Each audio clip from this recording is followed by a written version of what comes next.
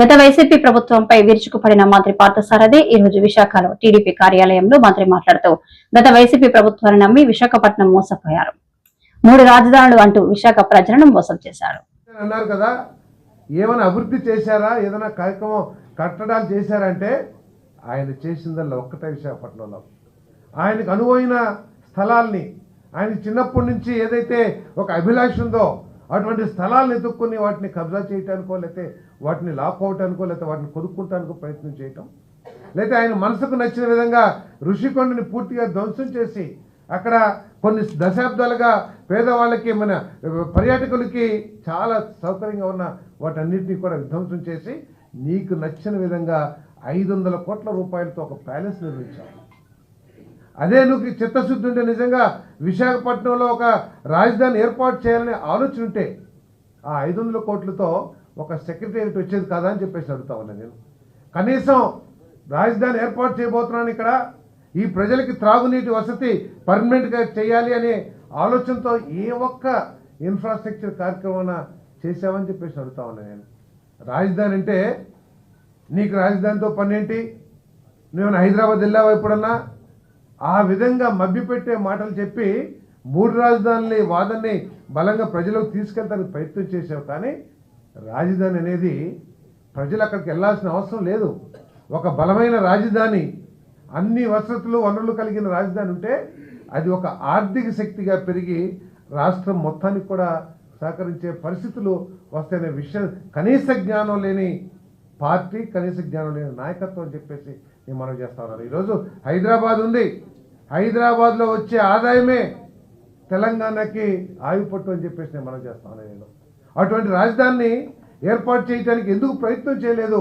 కేవలం కాలయాపన చేసి ఏదో మభ్యపెట్టి బటన్ నొక్కడం ఒక్కటే పరిపాలన అని చెప్పేసి నువ్వు మోసం చేసింది వాస్తవం కాదా అని చెప్పేసి చెప్తాను నేను. నీకు నిజంగా పరిపాలన అనుభవం కానీ, లేకపోతే పరిపాలన తెలియకపోయినా పర్వాలేదు, ప్రజలు నిన్ను ఆశీర్వదించారు, కుర్చీ ఇచ్చారు, కుర్చీలోకి ఎక్కిన తర్వాత ఒక బాధ్యత కలిగిన వ్యక్తిగా అయినా సరే అనుభవజ్ఞుల్ని చుట్టూతో పెట్టుకొని అనుభవజ్ఞులు చేసిన సూచనల్ని ద్వారా పరిపాలన చేసినట్లయితే ఈ రాష్ట్రం నష్టపోయేది కాదని చెప్పేసి మనం చేస్తాను నేను.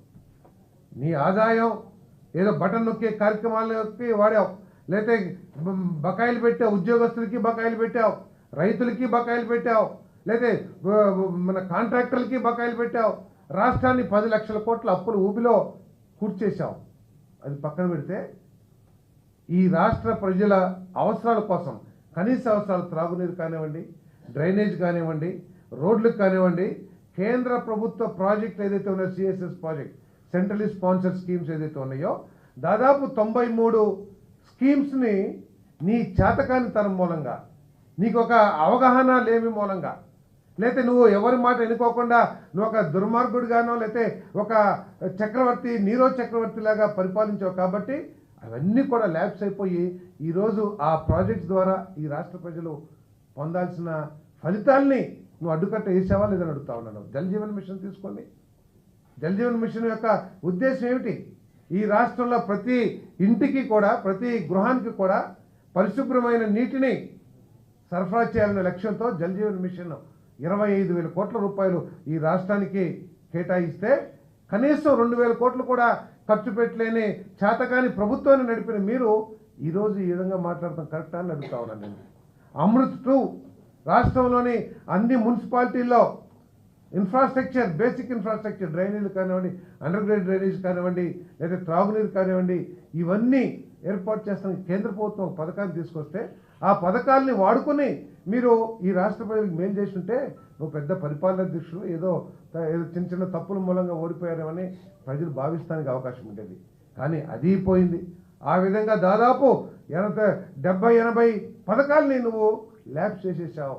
ఆఖరికి గృహ నిర్మాణం కూడా ఏ విధంగా నష్టం చేసే ఒకసారి ఆలోచన చేయండి.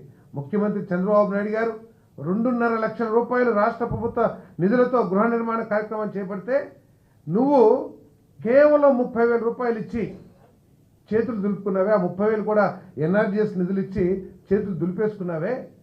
మరి ఏం చేస్తావు ఈ రాష్ట్ర ప్రజలకు అని చెప్పేసి అడుగుతా ఉన్నాను నేను. ఈరోజు ముఖ్యమంత్రి గారు 1,00,000 రూపాయలు ఈ రాష్ట్ర ప్రభుత్వ నిధులు ఇచ్చి పేద ప్రజలందరూ కూడా ఇల్లు చేసే కార్యక్రమం చేస్తూ ఉన్నారు. ఎస్సీ ఎస్టీ బీసీలకి వీళ్ళంతా కూడా ఆర్థికంగా చాలా బలహీనంగా ఉన్నారు, మనం ఎన్ని ఇచ్చినా కూడా సరిపోవట్లేదు అని మళ్ళీ ఒక 50,000 ఎస్సీలకి, బీసీలకి, ఎస్టీలకి 75,000 లక్ష రూపాయలు ఇచ్చే కార్యక్రమాన్ని చేయబోతా ఉన్నాం. ఏం పనిచేశారని చెప్పేసి అడుగుతా ఉన్నా నేను.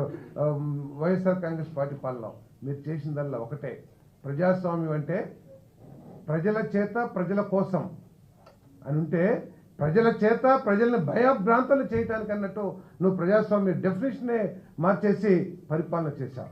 అందరినీ భయపెట్టి, అన్ని వర్గాలని భయపెట్టి, పోలీసు యంత్రాంగాన్ని ప్రైవేట్ యంత్రాంగంగా మార్చుకొని ఎవరు నోరు ఇప్పుకోకుండా నువ్వు ప్రజల మంచి చేసి ప్రజల మన్ననలు పొందడానికి నువ్వు ప్రయత్నం చేయాలి. ప్రతిపక్ష నాయకుల్ని, ప్రతిపక్ష కార్యకర్తల్ని పోలీస్ కేసులు కానీ, దౌర్జన్యాలు కానివ్వండి, ఆస్తులు లాక్కోవడం ద్వారా కానివ్వండి, వాళ్ళ భయభ్రాంతులు చేసి ప్రతిపక్షాన్ని నిర్వీర్యం చేసుకోవాలనుకున్నావు. కానీ అది అంత సులువు కాదు ప్రజాస్వామ్యంలో. నువ్వు 5 సంవత్సరాల్లో ముందొచ్చి 5 సంవత్సరాలు చేసాము. గత స్వతంత్రం వచ్చిన కాడి నుంచి కూడా ప్రజాస్వామ్యంలో ప్రజలంతా బలవంతమైనో అనేక సందర్భాల్లో నిరూపించిన విషయాన్ని నువ్వు మర్చిపోయావని చెప్పేసి సందర్భంగా మనవి చేస్తా ఉన్నా నేను.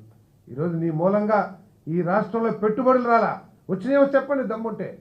ఉద్యోగాలు ఇస్తానని చెప్పి ఒక్క ఉద్యోగాన్ని ఇచ్చామని చెప్పి అడుగుతా. నీ పరిపాలన లేనికి ఇంకొక తార్కాణం. స్కూల్స్కి రంగులు వేశావు, టేబుల్ కొన్నావు, కానీ పాఠశాలలో విద్యార్థులకి విద్యాబోధనలు చేసే టీచర్ని ఒక్క టీచర్ని అపాయింట్ చేశామని చెప్పేసి అడుగుతా ఉంటున్నాను నేను. ఈరోజు ప్రజలు నిలదీయాల్సిన పరిస్థితి ఉంది. ఏం చేశామని చెప్పేసి ఈరోజు ఇంటింటి